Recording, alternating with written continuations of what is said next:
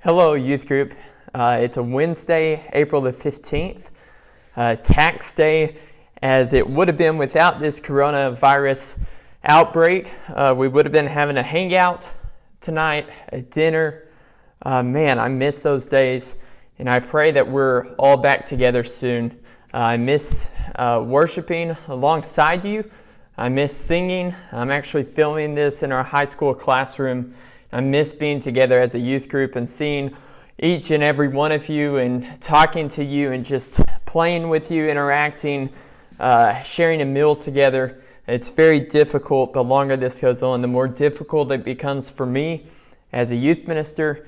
And I hope you know that you are in my prayers, that I miss each and every one of you, and that if you need anything throughout this time, don't hesitate to reach out to me if possible. And I'm trying to reach out to as many of you as I can and reach out and just talk with you. It's been so long since we've just gotten to do something as simple as that.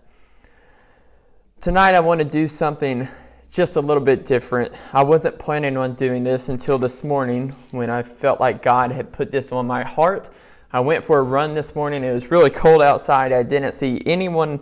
I saw one person on the trail that I run. And as I often do as I was running, I was just in some deep thoughts. And I had this thought, and I started writing this thought down, and it turned out to be 1,000+ words. I was going to put it into a blog that I manage, but I try to keep those posts around 500 words.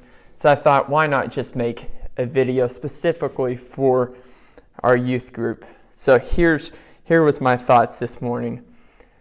For those who truly know me, you won't be too surprised that this is where I'm going. I don't like Facebook.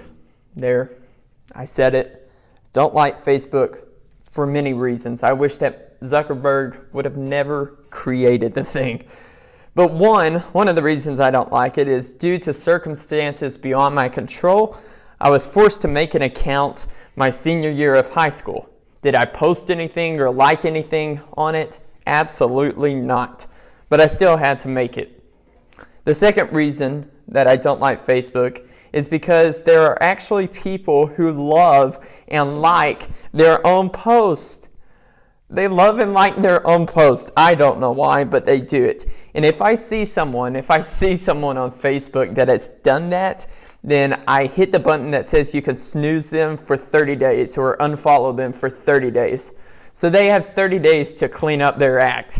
If at the end of 30 days I see that they've done it again, I either unfriend them or keep hitting snooze. And if they haven't done it in a while, then I'll give them another chance. Why do we like our own post? I mean, is 100 likes, is 101 likes really better than 100? I don't know, but people really do that. Why does it bug me that much? It shouldn't, but it does, unfortunately. So that's the second reason. The third reason I don't like Facebook is because I believe it's actually caused a lot more harm than good, especially for Christians.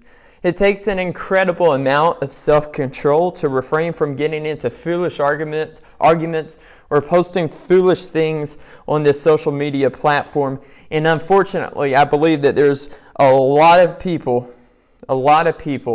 that are not able to control themselves, and therefore I don't believe that many people should be using Facebook, especially Christians. If we can't control what we say and do on there, then maybe it's time to eliminate it. Another reason I don't like Facebook is because we Christians have used it in many ways to replace person-to-person contact. So why go visit someone when you can simply message them on Facebook and ask how they're doing? Why go study the Bible with someone when you post 5 biblical posts per day? Nothing at all can replace person-to-person, face-to-face interactions. But as Christians, we sure have done this.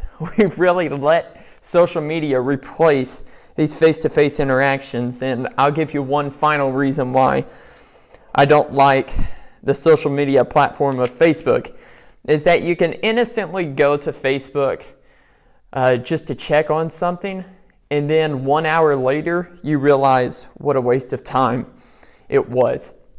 Now, I could go on and on with various other reasons why I don't like Facebook, but I must admit that I do use it. I have to use it for my job, but I have also posted a whole 2 times in the past 5 years. And I also realized that Facebook does have good things. Good things do come from it. They really do. But in the midst of this COVID-19 outbreak, it only takes one scroll through my Facebook newsfeed to remind me of how dangerous this platform is for Christians. Let me briefly explain this without getting too political. I pray often in my prayers. Oftentimes I pray that God would teach me compassion. Compassion like Jesus showed. My compassion often fades the further removed I am from the situation.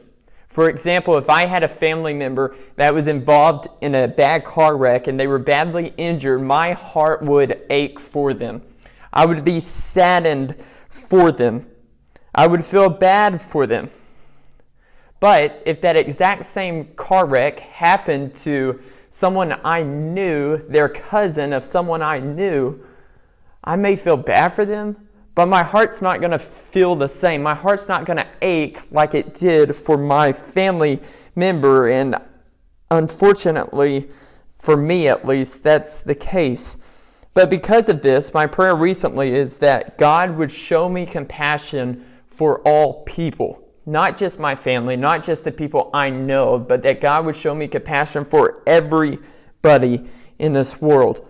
I was recently walking around the 9/11 memorial where the Twin Towers once stood, and on the side of this beautiful memorial where the water is running down into this hallowed, what used to be the Twin Towers where they stood, the names of each of the victims of those terrorist attacks in 2001 are etched into the stone around where these Twin Towers once stood.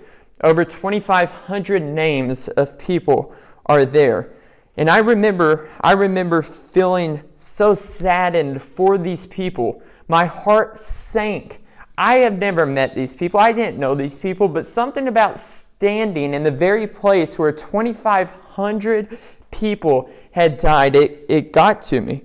It really did.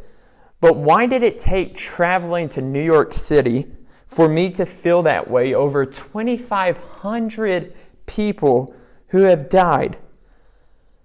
Have we lost our compassion for all people? I'm saddened that over the past few weeks, the coronavirus outbreak has seemed to cause a debate among Christians.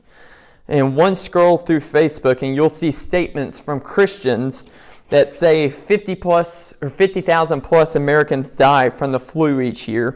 Why are we making such a big deal about this virus? Or you'll see things like, this is all media hype and they deserve the blame. Or maybe you've seen things like, the death rate is less than 5%. What's the hype? Or maybe you're guilty of saying this as well. Why are we under stay-at-home orders? These are the facts.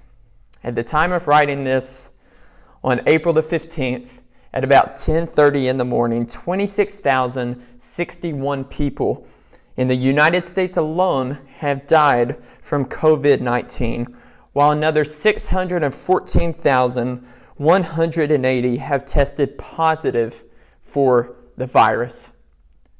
These are people. They're not just numbers. Why are we not saddened to our very core, to the very core of our being, that 26,000 people in the United States alone have died from something we hadn't even heard about 6 months ago? Is it because you and I don't know someone who has died because of this? Is that what we're waiting for? Are we waiting for someone we know to die from this, and then we'll start to feel bad about all these people who are passing away? Think about this. If each person who has died from this virus has 20 living family members, just 20 living family members. If I die from this virus, I would have 50 plus family members, but let's just say 20 and give it a conservative number. That would mean that over 500,000 people have been impacted from this virus. They can't hold a funeral for their loved ones. They couldn't even visit them in their last few hours, moments on earth in the hospital. All these people have died, and yet there are Christians, there are people who on Facebook have said it's just a big hype. Even if the 26,000 people who have died are the most evil people in our country, even if they had killed multiple people, maybe even if they were terrorists, maybe if they were rapists, if they were the worst of people in our minds, we should still be saddened. Ezekiel 33:11. This verse is, if God says this, it should be our prayer as well. God says this in Ezekiel 33:11. As surely as I live, declares the sovereign Lord, I take no pleasure in the death of the wicked, but rather that they will turn from their ways and live. Turn from your evil ways. God says, I take no pleasure in the death of the wicked. I cannot imagine the pain it would cause people who have lost loved ones because of COVID-19 if they saw Christians posting things that seem to dismiss this virus as something that the media has made up. How much must it pain someone to hear words like that when they're struggling with the loved one who has died because of this virus? And you know this, but over and over again in the Bible, we're commanded to show compassion in multiple places. But Romans 12:15 kind of takes it a step further. Romans 12:15 says this. It says, rejoice with those who rejoice, mourn with those who mourn. If 26,000 people dying does not make you show compassion, maybe you should think about eternity. You see, 26,000 people are going to stand before God one day and give an account for their souls. God's either going to say, come with me and be united with me forever, or depart from me and be separated from me forever. And my guess is that not very many out of that 26,000 are saved.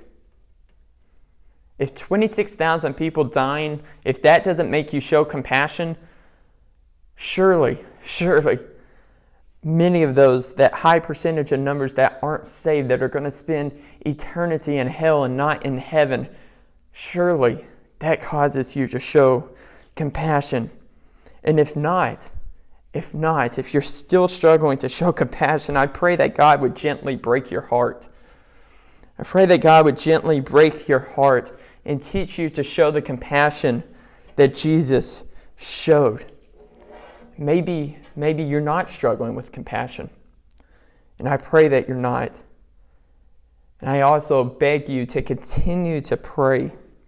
Pray for the victims of this virus. Pray for their families. Pray that God would continue to give you a compassionate heart. All of that came from my 3-mile run this morning. Maybe I need to start running more and I'll have more thoughts. God is a compassionate God. He's slow to anger, abounding in love. And it's my prayer that each and every one of us is the exact same as well. We're going to have this song right after this. It's called Break My Heart.